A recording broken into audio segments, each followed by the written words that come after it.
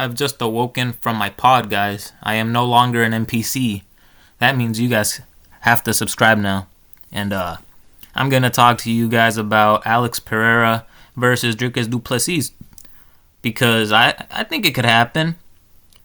Yeah, I think this is a very good possibility. And I want to talk about who I think is going to win, which I think it would be Alex. And why, how, this and that. Let's just go ahead. Where is this coming from? Well, if you guys watched the UFC, if you're an actual fucking fan, you saw that after the fight of DDP Adesanya, Dricus got asked about Alex Periera and if he would move up to fight him or if he wants a... No, it was first if he would accept Periera if he went down, because Periera had just tweeted that, hey, I might come back down to 185. You never know, right? He didn't tweet it like that. But DDP said, I think he should stay up at 205. If he comes to 185, he's going to make the excuse that he's cutting too much weight. You know, and I don't think Alex would make that excuse. And then today, actually, Alex Periera responded, and he said in a video that he posted, I think also on Twitter, or X, whatever the fuck you call it. I don't have it, but he basically called out DDP a little bit. He was saying like, hey man, I never said that, I never came up with any excuses. My camp never came out with that excuse that cutting weight was the reason I lost. So he's saying, hey man, I've never said that excuse. And then he's saying, like, to me it actually seems that Dricus Du Plessis is scared and he doesn't want me to come down to 185. And that's beautiful. You know, that's all the salt you need right there. That's all you need. We got this fight now in the mix. Very good possibility that this is the next fight.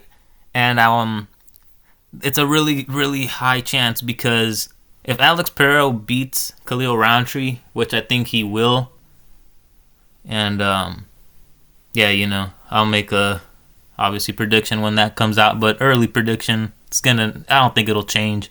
Alex Periera, I think, is going to knock out Khalil Roundtree. And, back to this. After that, we have Ankalaev that's fighting Rakic, which I do think Ankalaev is going to beat Rakic. And I think that's exactly why the UFC is going to tell Alex Periera, yeah, you know what? You should go down to 185.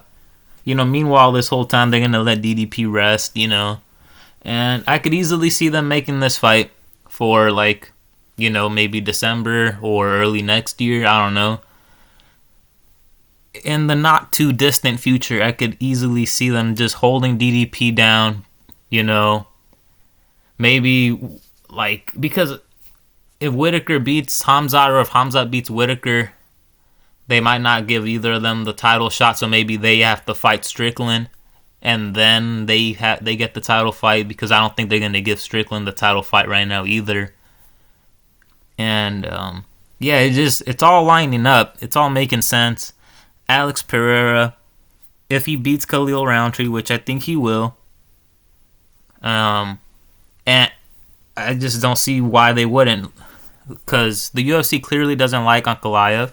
He definitely deserves to fight for the 205 belt. But they don't like him, like I just said, For some reason, they just really don't like him. So I think unless he KOs Rakic, which I don't think he's going to fucking KO Rakic, he's probably going to win by submission or decision, So, unless he gets fucking somehow all of a sudden throws a fucking flying knee, which he's never done in his life, I don't think. I don't think he's going to have a flashy knockout. They're going to be like, yeah, boring decision. Periera, go down to 185. Be a double champ. Whoa.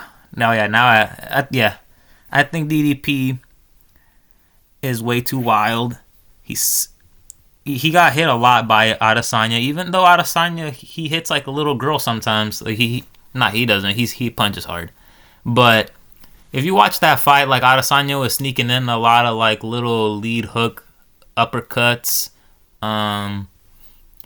That's Pereira's bread and butter right there. That left hook is magical. It hits different. It doesn't matter if he cut weight. I think that he'll hit him in the first round and then wobble him maybe once or twice. Probably drop him in the second, unless DDP somehow in the first round manages to just not get punched and then gets the takedown, because if once he gets punched one good time with the left hook super clean, which would happen in the first round, I believe, because I'm telling you, DDP, he goes in there way too crazy, hands down. He gets hit too easily. I'm telling you, Adesanya was able to tag him, even though Adesanya has nowhere near the same one power, like the death touch that Alex Pereira has.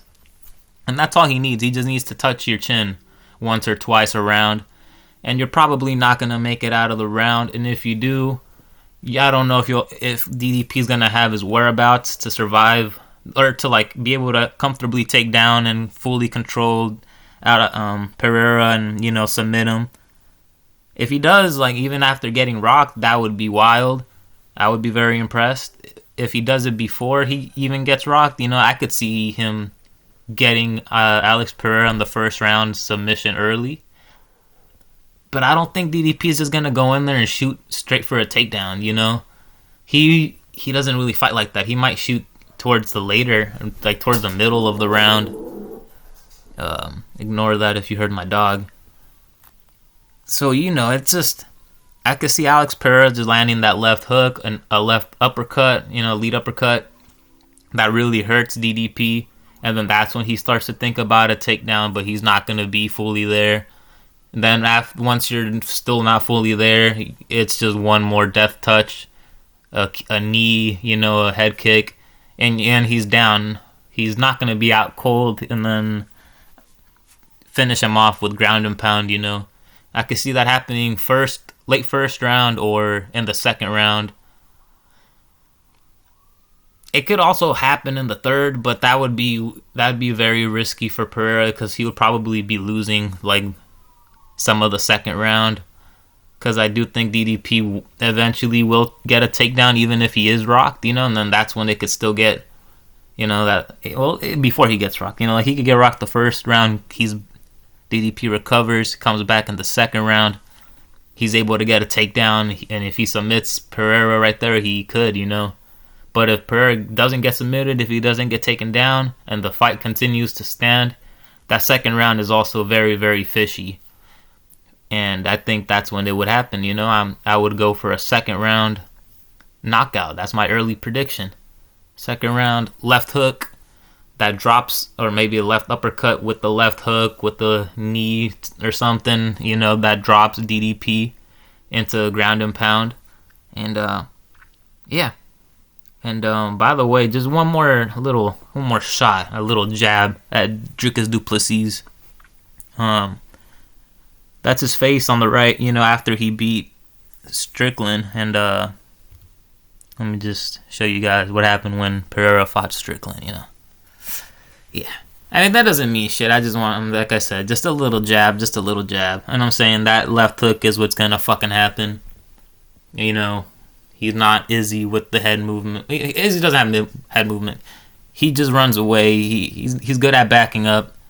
He's very defensively more sound than DDP. And he still has gotten hit twice with that left hook. That finished him, because, yeah. That's all I'm going to say.